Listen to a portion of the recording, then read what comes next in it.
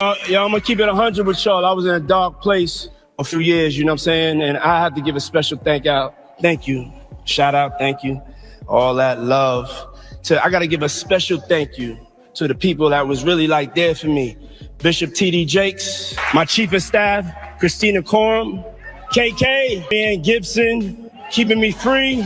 Yeah, and also Cassie for holding me down in the dark times. Love. Compilation video of you because they said you were sounding real suspect on the interview. Yeah. Did you see that? No, I didn't see it. You didn't see it? I swear to God. Check this out. When they started playing the game, the pause game, I would definitely. That came from Harlem too. Yeah, it came from Harlem. I definitely would say ooh, the crowd would be like, whoa, did he just say that? You know what I'm saying? I don't play games, y'all know. You know what I'm saying? I'm a grown man. I don't play games. But yeah. Did you compilation? Nah, I was coming off of being in Miami. When you scrambling and scraping for.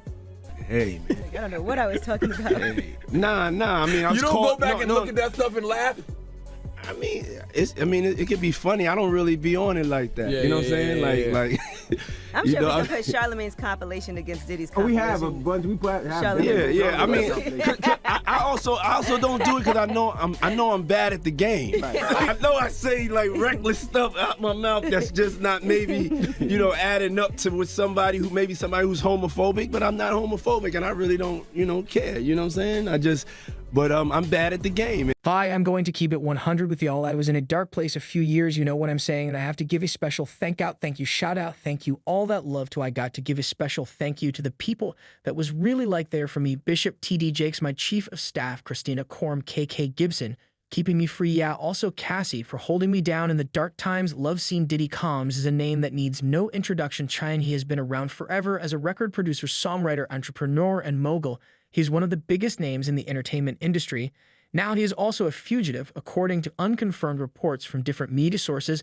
But let us not jump ahead of ourselves and understand what could make a respected and popular individual like Diddy, who has always maintained a larger-than-life attitude for as long as anyone has known him, reportedly be on the run while his home was raided by officers from Homeland Security. We know the feds don't just knock on your door without reason. Therefore, we will give you the juicy details of the raid and the possible reasons for the raid agents from us Homeland Security investigations carried out the surprise searches of the hip-hop mogul homes in relation to an ongoing trafficking and racketeering investigation in New York. A law enforcement source confirmed to the Rap federal agents secured search warrants for the raids to seize any guns comms may have had in the residences and to obtain all video footage on phones, computers, drives, and CCTV before any of it could be destroyed. The law enforcement sort TV footage showed federal agents in full combat gear with rifles raiding his homes on Star Island in Miami.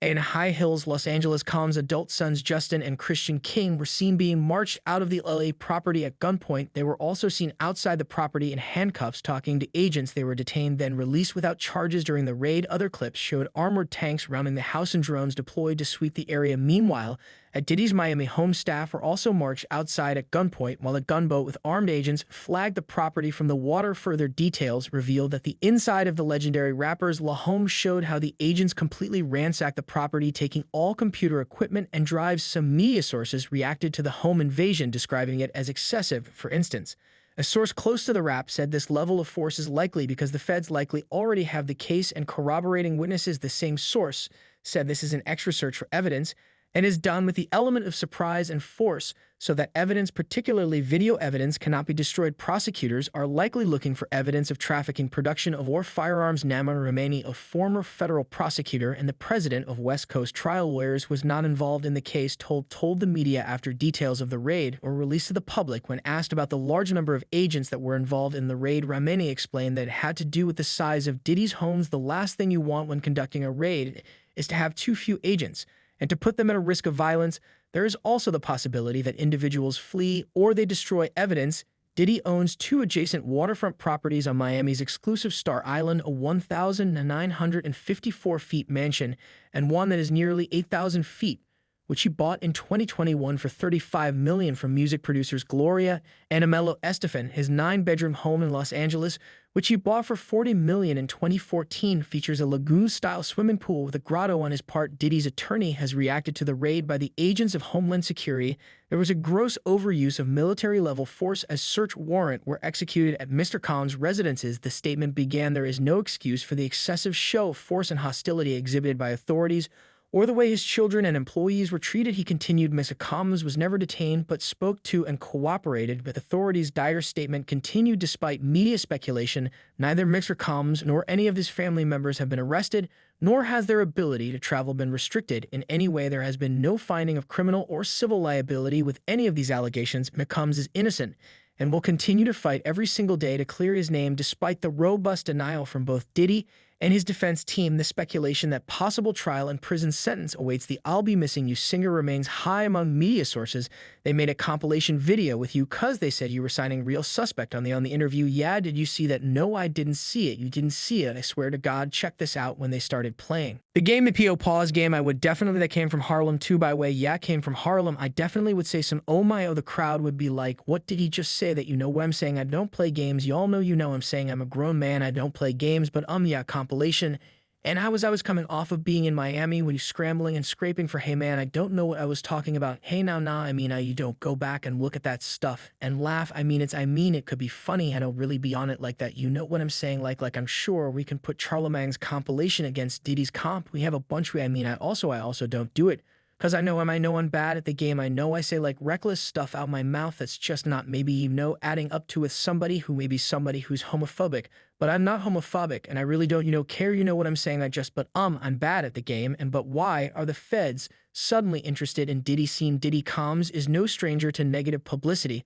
There have been rumors about his lifestyle and involvement in illegal activities, such as gun running, assault, and manipulation. However, the Bad Boys Records boss has always managed to maintain a clean reputation in the entertainment industry, with fans always showing support for him. Nonetheless, things appear to be changing as unsavory details of his alleged crimes have come to light in recent months. They put it on the television. "Yeah, so I don't go like, really, it's your boo. I'll let that one go. So, all right, by wait." She was telling the story that, "Oh yeah, okay."